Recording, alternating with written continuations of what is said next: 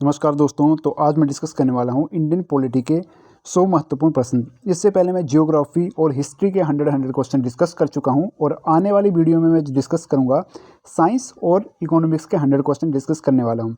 तो please channel को subscribe जरूर कर लें ताकि आपको टाइम टू टाइम नोटिफिकेशन मिलती रहे। तो आज का हमारा फर्स्ट क्वेश्चन है, द्वैध शासन पहली बार किसके तहत पेश किया गया था? तो ऑप्शन दिए गए हैं आपके पास 4। तो इनमें जो ऑप्शन डी होगा बिल्कुल सही हो जाएगा, इनमें से कोई नहीं है। तो कब ये पहली बार द्वैध शासन पेश किया गया था? तो ये किया गया था भारत शासन अधिनियम 1919 के तहत।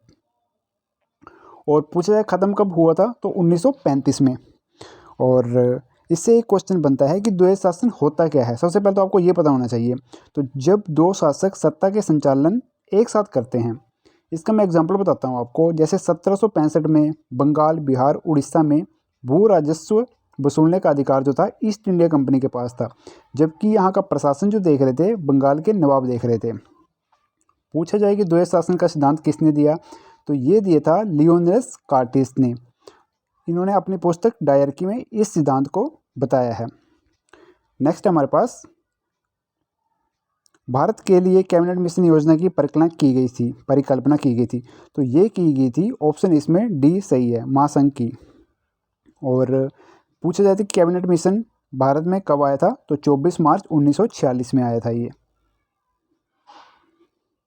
नेक्स्ट हमारे पास भारत के संविधान का अनुच्छेद 368 संबंधित है। तो किससे संबंधित है? तो संविधान संशोधन से, ऑप्शन डी। नेक्स्ट है, भारत में एकल नागरिकता ली गई है। तो कहाँ से ली गई है एकल नागरिकता? ब्रिटिश से ली गई है, ब्रिटिश संविधान से ली गई है। और कनाडा से क्या लिया गया था? तो केंद्र और राज्यों में राज्यपाल की जो नियुक्ति होती है वो कनाडा से ली गई है। अमेरिका के संविधान से क्या लिया गया है? तो मौलिक अधिकार अमेरिका के संविधान से लिए गए हैं। और मौलिक कर्तव्य कहाँ से लिए गए हैं? तो रूस से लिए गए हैं। आयरिश से क्या लिया गया है? तो आयरिश से लिया गया था राज्य के नीति निर्देशक तत्व और राष्ट्रपति के चुनाव की प्रणाली। नेक्स्ट हमारे पास समाजवाद संदर्भित करता है। तो ऑप्शन सी बिल्कुल सही है, राज्य नियंत्रण अर्थव्यवस्था। ठीक है। नेक्स्ट हमारे पास भारत का संविधान भारत का वर्णन इस प्रकार करता है। तो राज्यों का संघ, ऑप्शन ए बिल्कुल सही है। नेक्स्ट हमारे पास आधार एक कार्यक्रम है। तो इसका ऑप्शन बी सही हो जाएगा, भारतीय निवासियों को पहचान प्रदान करने के लिए। पूछा जाए UIDAI की स्थापना कब की गई थी? Unique identification authority of India की। तो 28 जनवरी 2009 में। और पहला आधार कार्ड कब बनाया गया था? 29 सितंबर 2010 में। नेक्स्ट है, भारत में प्रेस की स्वतंत्रता है। तो ऑप्शन ए बिल्कुल सही हो जाएगा, अभिव्यक्ति की स्वतंत्रता के अधिकार में निहित है ये। नेक्स्ट हमारे पास भारत में मतदान का अधिकार है। तो ये है संवैधानिक अधिकार, ऑप्शन ए।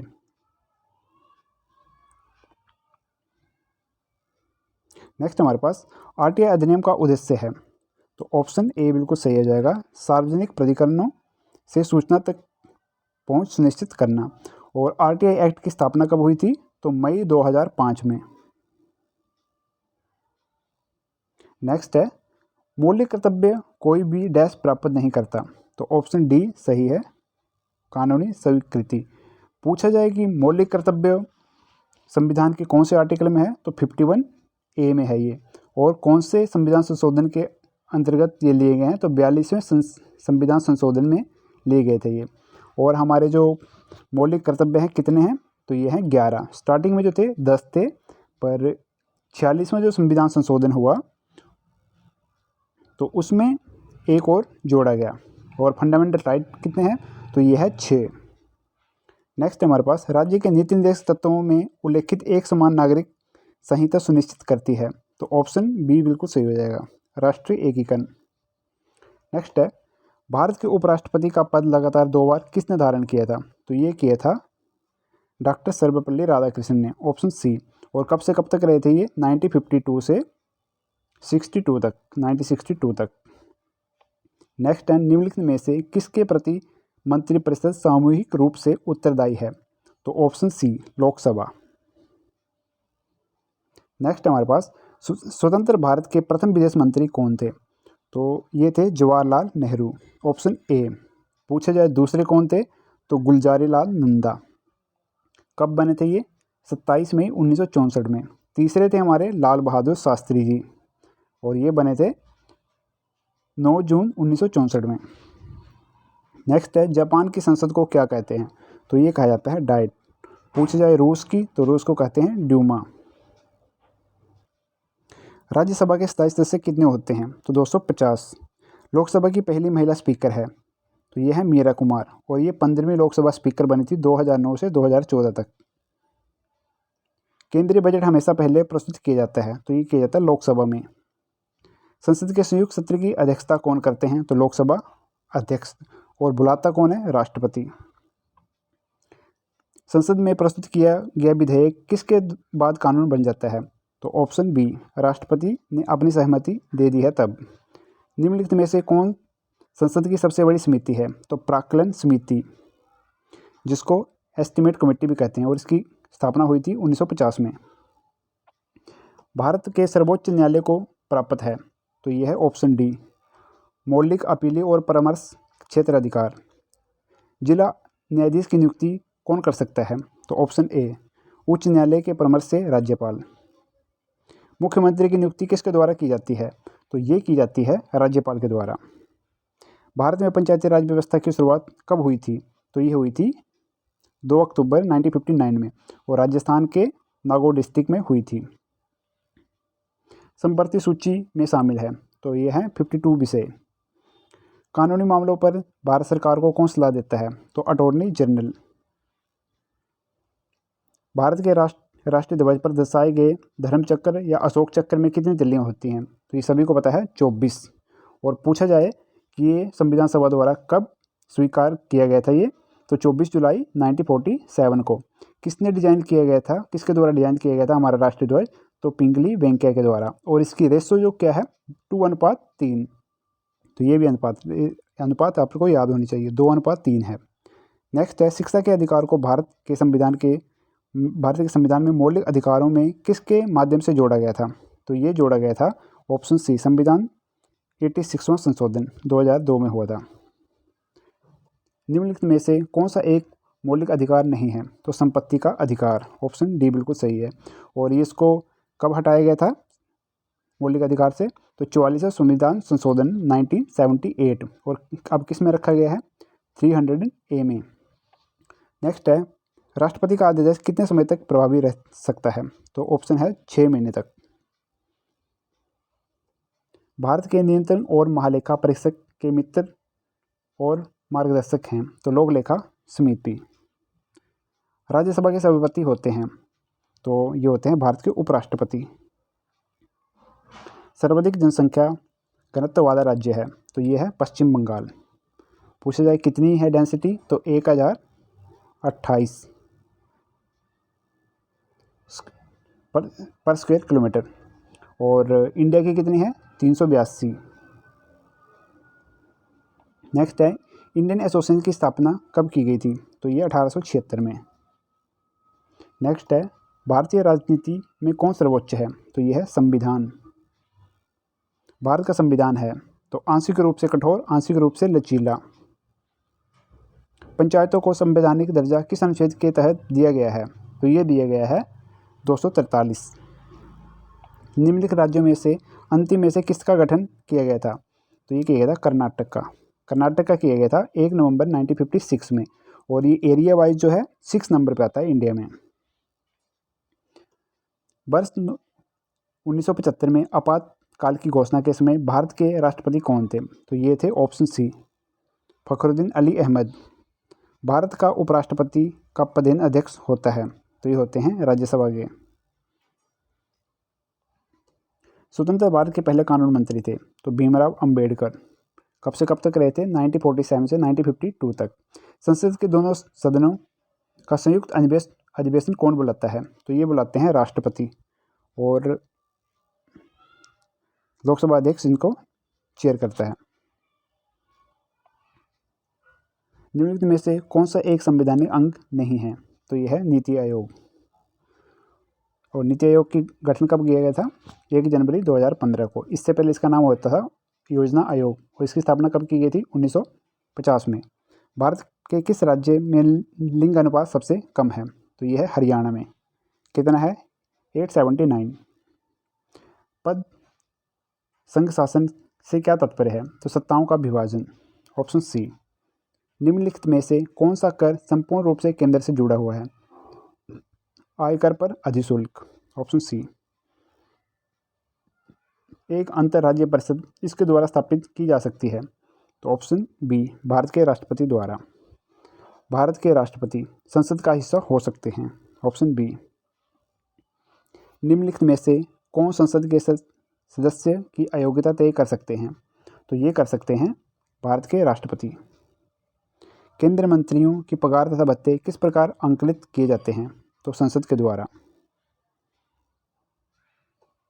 भारत में समेकित कोष में से कौन भुगतान प्राधिकृत किया गया है? तो ये किया गया है ऑप्शन बी, विनियोग अधिनियम द्वारा। स्पीकर प्रदेश अध्यक्ष होते हैं तो नियम समिति के। सीबीआई की स्थापना किस वर्ष हुई थी? तो ये हुई थी 1963 में। नई अखिल भारतीय सेवा का सृजन किया जा सकता है तो संविधि द्वारा। निम्न में से कौन सी अर्ध न्यायिक प्राधिकार है? तो प्रशासनिक न्यायाधिकरण। Option D. निम्न में से कौन सी मध्य भारतीय संविधान की संप्रति सूची में आती है? तो श्रमिक संघ। निम्न में से कौन लोकसभा के प्रथम अध्यक्ष थे? तो ये थे जीबी मावलकर। Option B. निम्नलिखित में से किस प्रधानमंत्री ने अल्पमत सरकार की अनुगाई नहीं की? तो मोरारजी देसाई ने। लोकायुक्त अपना विवरण प्रस्तुत करते हैं तो ये किसको प्रस्तुत करते हैं? राज्य के राज्यपाल को। राष्ट्रीय योजना में रोलिंग प्लान प्रस्तुत करवाया गया तो जनता दल सरकार द्वारा। भारत के संविधान को किसके द्वारा अंगीकार किया गया है? तो संविधान सभा के द्वारा। भारत में नया राज्य स्थापित करने के लिए अंतिम सत्ता कौन है? तो ये है संसद। भारतीय संविधान प्रदान करता है तो ये करता है एकल नागरिकता। क्या मौलिक अधिकार बाध्य योग्य है? हाँ। भारत में वित्त आयोग कितनी बार निर्मित होता है? तो ये होता है प्रत्येक 5 वर्षों के पश्चात। भारत के संघ की कार्यपालिका किससे मिलकर बनी होती है? तो ये इन सभी से। भारत के राष्ट्रपति को किन आधारों पर महाभियोगित किया जा सकता है? तो ये किया जा सकता है संविधान के उल्लंघन के लिए। भारत के मुख्य न्यायाधीश की नियुक्ति कौन करता है? तो भारत के राष्ट्रपति। क्या व्यक्ति एक से अधिक राज्यों के राज्यपाल के रूप में कार्य कर सकते हैं? तो हाँ, कर सकते हैं। उच्च न्यायालय के मुख्य न्यायाधीश की नियुक्ति कौन करता है? तो ये करते हैं भारत के राष्ट्रपति। भारत के केंद्र शासित प्रदेशों का प्रशासन कौन करता है? तो ये करते हैं राष्ट्रपति संसद के कानून द्वारा विनियमित। योजना आयोग की स्थापना कब हुई थी? तो 1950 में, जो कि मैंने पहले भी बता दिया आपको। अब इसका नाम नीति आयोग कर दिया गया है। निम्न में से कौन सी महिला भारतीय राज्यों की राज्यपाल बनी? तो ये थी सरोजनी नायडू। राज्यसभा जो संसद का उच्च सदन है, स्थायी निकाय है, ये इसको कभी भंग नहीं किया जा सकता है। सामान्यतः संसद के 2 सत्रों के बीच का अंतराल निम्न में से अधिक नहीं होना चाहिए तो ये 6 महीने। 1962 के भारत चीन युद्ध के दौरान भारत के रक्षा मंत्री कौन थे? तो ये थे BK Krishna Menon. Option C. Bharat की संविधान सभा में प्रारंभ में कितने सदस्य थे? तो ये प्रारंभ में थे 300। भारतीय संविधान में न्यायिक समीक्षा की अवधारणा किस संविधान से ली गई है? ये ली गई है यूएसए से। भारत का संविधान भारत को किस रूप में वर्णित करता है? तो ये करता है राज्यों का एक संघ।